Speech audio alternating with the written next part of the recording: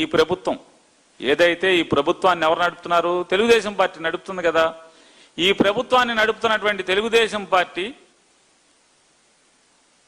లేదా టీడీపీ నడుపుతున్నటువంటి ఈ ప్రభుత్వం, నారా చంద్రబాబు నాయుడు గారు, ఈ మంత్రులు సోషల్ మీడియా వికృత రూపం గురించి బుడబుడదొక్కాలు తీస్తున్నారట. నేను తినమరిగిన కోడి ఇల్లెక్కి కూసిందని చెప్పని దాపితే ఏంటిదంతా? కాదు మీ పనికి మాలిన చేష్టలు, ఈ మంత్రి మండలి యొక్క పనికి మాలిన చేష్టలు. అసలు ఈ సమాజంలో సోషల్ మీడియా వెర్రితెల్లకి వికృత రూపానికి ప్రధాన కారణం మీ తెలుగుదేశం పార్టీ. 90% ప్రధాన మాధ్యమాలన్నీ కూడా, పేపర్లు కానీ మెయిన్ స్ట్రీమ్ టీవీలు కానీ దశాబ్దాలుగా నారా చంద్రబాబు నాయుడు గారు చెరబట్టి అటన్నిటినీ ఒక పెంపుడు సంస్థల్లాగా వాడుకుంటూ తన్నెవరైతే విమర్శిస్తారో, రాజకీయంగా తన నిర్ణయాలను ఎవరైతే ఏ సంస్థలు, ఏ రాజకీయ పార్టీలు, ఏ వ్యక్తులు తన నిర్ణయాల్ని లేదా తను ఎంచుకున్నటువంటి దుర్మార్గమైన లక్ష్యాల్ని వ్యతిరేకించే వాళ్ళందరినీ కూడా చంద్రబాబు నాయుడు లబ్ధి కోసం చేస్తున్నటువంటి అరాచక కార్యక్రమాలు చాలక, ఇది ప్రధానమైన మాధ్యమికాలు, పేపర్లు, టీవీల్లో చేసేటువంటి అరాచకాలు చాలక ఐటీడీపీ అనేటువంటి ఒక తెలుగుదేశం పార్టీకి ఐటీడీపీ అనేటువంటి ఒక విషపు బాహుల్ని ఏర్పాటు చేసుకున్నటువంటి వాస్తవం కాదా? అవునా? వాస్తవం కదా. ఈ ఐటీడీపీ అనేటువంటి విషబాహువులు సృష్టించినటువంటి వందలాది యూట్యూబర్లు, యూట్యూబ్ ఖాతాలు, వేలాదిగా లక్షలాదిగా పెయిడ్ ఇన్స్టా, ఫేస్బుక్, ట్విట్టర్ ఖాతాలు తమ జీతకాలతో సృష్టించింది ఐటీడీపీ కాదా అని అడుగుతున్నాను. రాజకీయ ప్రత్యర్థుల మీద అసభ్యమైనటువంటి విషాన్ని చిమ్మిస్తూ అక్కడితో సునకానంద తృష్ణ తీరక రాజకీయ ప్రత్యర్థుల ఇళ్లల్లోని మహిళలను కూడా ఐటీడీపీ విషపు కొమ్మలు, రెమ్మలు ఏంటి? ఐటీడీపీకి విషబాహువులు తెలుగుదేశానికి విషబాహువులు ఐటీడీపీ అయితే, ఈ ఐటీడీపీకి మొలిచినటువంటి విషపు కొమ్మలు, రెమ్మలు ఇవన్నీ కాదా అంటున్నా? ఈ తప్పుడు ఖాతాలు నీచంగా, వికృతంగా, అడ్డగోలుగా, అసలు బరి తెగింపుకు హద్దు లేకుండా ఇంట్లో ఆడవాళ్ళని వాళ్ళ ఫోటోలతో నీచంగా పోస్టులు పెట్టడం, వేరే ఎవరితోనో పాత్రలతో నటింపజేసి ఆ పాత్రలకి ప్రత్యర్థి రాజకీయ నాయకుల యొక్క ఇంట్లో ఆడవారి ఫోటోల్ని, తల ఫోటోల్ని, మొహాల్ని వాటికి అతికిచ్చి, ఆ వీడియోల్లో అతికిచ్చి సునకానందం పొందినా కూడా వీరికి హద్దులు లేనటువంటి చేస్తూ అక్కడితో ఆగకుండా స్వయంగా ఈ రాష్ట్రానికి ముఖ్యమంత్రిగా ఉన్నటువంటి అప్పటి ముఖ్యమంత్రిగా ఉన్న జగన్మోహన్ రెడ్డి గారి శ్రీమతి గురిని కూడా ముఖ్యమంత్రి స్థానంలో ఉండంగా చంద్రబాబు నాయుడు గారి బరితెగింపు చూడండి.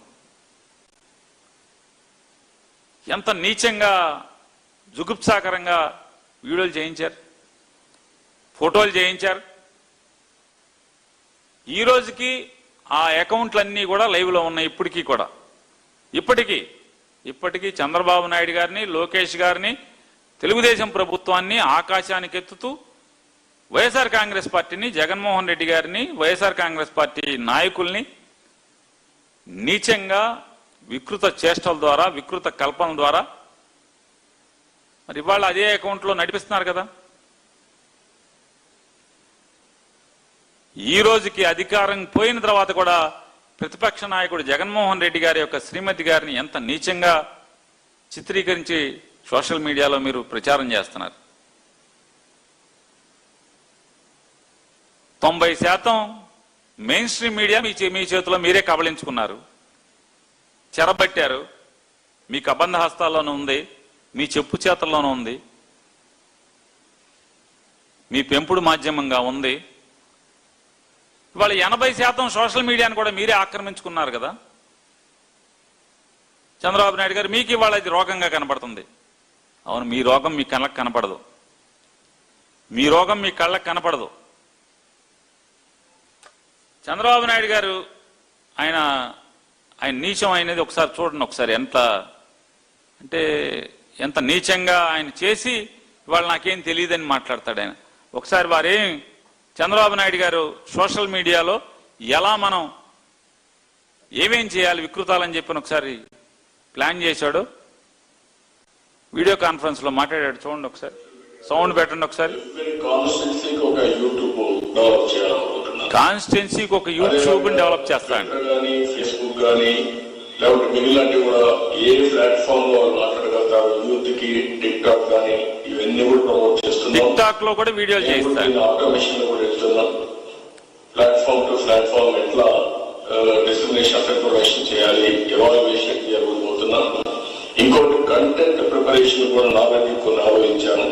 ఆ విషయం కంటెంట్ ప్రిపరేషన్ కూడా మనుషులను ఎతకమంటారు. శ్రీరామ్ రాష్ట్రం లాంటి వాళ్ళు, కొంతమంది పార్టీ వాళ్ళు, అదే సమయంలో అవుట్ సోర్సింగ్ ఏజెన్సీస్ కూడా పెడతారు. ఒక ప్లాట్ఫామ్ క్రియేట్ చేసి కంటెంట్ కాంపిటీషన్ పెట్టి కొంతమంది ఎవరైనా పేమెంట్ చేస్తామంటే కొంత నామినల్ పేమెంట్ కూడా వాళ్ళకి పేమెంట్ ఇస్తూ అది కూడా ఏంటంటే ఏ ప్లాట్ఫామ్ లో మ్యాక్సిమం వ్యూవర్షిప్ వస్తే ఎవరికైతే పాపులర్ ఛానల్ ఉందో, ఎవరికి వ్యూవర్షిప్ ఎక్కువ ఉందో ఆపి మళ్ళీ ఎదురు కానీ వ్యూవర్షిప్ ఎక్కువ ఉందో వాడికి మంచి రేట్ ఇద్దామని చెప్తున్నాడు. అందులో మన కంటెంట్ ని పంపిద్దాం. ఒకసారి మళ్ళీ పెట్టండి, అది ఏమంటున్నాడు ఒకసారి చిన్నగా సౌండ్. ఏ ప్లాట్ఫామ్ లో మ్యాక్సిమం వ్యూవర్షిప్ వస్తే పాపులర్ అయితే దాన్ని పేరు చేసుకుని పేమెంట్స్ కూడా ఇద్దాం అనుకుంటున్నాం. సో దట్ ఈ ప్లాట్ఫామ్ అనేది బలమైన ప్లాట్ఫామ్ గా తయారు చేస్తున్నాం. ఇవన్నీ కూడా మెజర్మెంట్స్ అని ఆటోమేటిక్ చేయడం కోసం కూడా ముందుకు పోతున్నాం. అలాంటి టెక్నాలజీస్ అన్ని కూడా సోషల్ మీడియాలో ఉపయోగించిపోతున్నాం. కాబట్టి మీరు కూడా మీ ఐడియాస్ అని ఇవ్వండి, అందులో జాయిన్ అవ్వండి. ఇక్కడికి వచ్చే వాళ్ళకి నేను పంపిస్తాను. పచ్చిగా చెప్తున్నాడు. అవుట్ సోర్సింగ్ ఏజెంట్ అంటున్నాడు, బయట వాళ్ళు రమ్మంటున్నాడు, కంటెంట్ ఇమ్మంటున్నాడు, పేమెంట్ ఇస్తామంటున్నాడు, గూగుల్ పే అంటున్నాడు, డబ్బులు వేస్తామంటున్నాడు. ఆయన అధికారంలో లేనప్పుడు జగన్మోహన్ రెడ్డి గారి ప్రభుత్వం నడుస్తున్నప్పుడు ఆయన ఇదంతా కూడా ఆయన భావజాలం, ఆయన ఏర్పాటు చేసుకున్నటువంటి సిస్టమ్, ఆయన వికృత రూపం అది. ఆయన ఇవాళ సోషల్ మీడియా గురించి గుండెలు బాదుకుంటున్నాడు. ఇవాళ నారా చంద్రబాబు నాయుడు గారి యొక్క చేష్టలు చూస్తుంటే, ఆయన గుండెలు బాదుకోవటం చూస్తుంటే ఏహ్యభావం దాటి ఇక విచారించాల్సిన స్థితికి వచ్చేసాడు ఆయన మానసికంగా. మనందరం అంటే ఒక చెదరించుకునే స్థాయి దాటిపోయింది. 80 ఏళ్ళు ఆయన వికృత చేష్టలు, వికృత ఆలోచనలు, ఆయన మాటలు, అసత్యాలు, వారు బాధ్యతగా ఉండాల్సింది పోయి ఆయన ఇవాళ ఈ రకంగా నిన్న క్యాబినెట్ లో చర్చిస్తారు. చంద్రబాబు నాయుడు గారు పొలిటికల్ ఎథిక్స్ గురించి నిన్న మాట్లాడారంట. చూడండి, నారా చంద్రబాబు నాయుడు గారు పొలిటికల్ ఎథిక్స్ గురించి మాట్లాడారంట. దీన్ని పిచ్చి పరాకాష్ఠకు చేరుకోవటం అంటే కాదంట చెప్పండి, కాదా అని అడుగుతున్నా.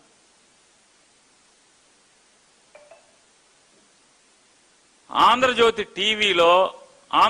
టీవీలో వెంకటకృష్ణ అనేటువంటి ఒక ఆయన్ని కూర్చోబెట్టుకుని మాట్లాడిస్తాడు. అతను ఎవరో ఒకడు మాట్లాడతాడు. రాజశేఖర రెడ్డి గారి దగ్గరికి దాన్ని ఇవన్నీ యూట్యూబ్లో తిప్పుతారు. ఏమంటారు? జగన్మోహన్ రెడ్డి గారు వాళ్ళ నాన్నగారు సమాధి దగ్గరికి వెళ్ళి ఏమంటాడు, నానా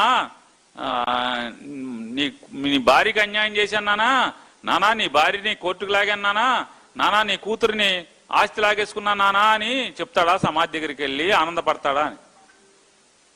సిగ్గు లేకుండా నారా చంద్రబాబు నాయుడు గారు ఎన్టీ రామారావు గారికి ఏమని దండేస్తున్నాడు? రోజు ఏమని దండేస్తున్నాడు? సిగ్గు శరం లేకుండా హరికృష్ణ గారి శవం దగ్గరికి వెళ్ళి కూర్చుని ఏమని మాట్లాడాడు? దగ్గుబాటి వెంకటేశ్వరరావు గారిని వాటేసుకుంటున్నాడు కదా, వాటేసుకుని చెవులో ఏం చెప్తున్నాడు అంటారు.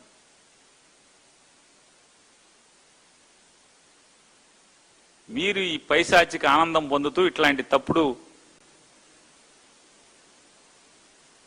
ప్రచారాలని తప్పుడుతనంగా ప్రచారం చేస్తారు, క్యారెక్టర్ అసాసిన్ చేయడానికి ట్రై చేస్తారు. మీరు మీకు అసలు క్యారెక్టర్ ఉందా అని అడుగుతున్నాను సార్. చెప్పండి సార్, మీకు క్యారెక్టర్ ఉందా అసలు అని అడుగుతున్నాను. అసలు మీకు ఏం కావాలి? ఇంకా ఇప్పటికీ 90% పేపర్లు, టీవీలు మొత్తం లాగేసుకున్నారు, మీ చేతిలో ఉన్నాయి. మీరు సిటికేస్తే డ్యాన్స్ కడతారు, మీరు కూర్చోమంటే కూర్చుంటారు, నుంచోమంటే నుంచుంటారు, ఏమైనా తిట్టమంటే ఆయన తిడతారు, మోడీని తిట్టమంటే తిడతారు, మోడీని ఆకాశానికి లేపమంటే ఆకాశానికి లేపుతారు. ఏది కావాలంటే అది కదా, ఒకటి కాదు.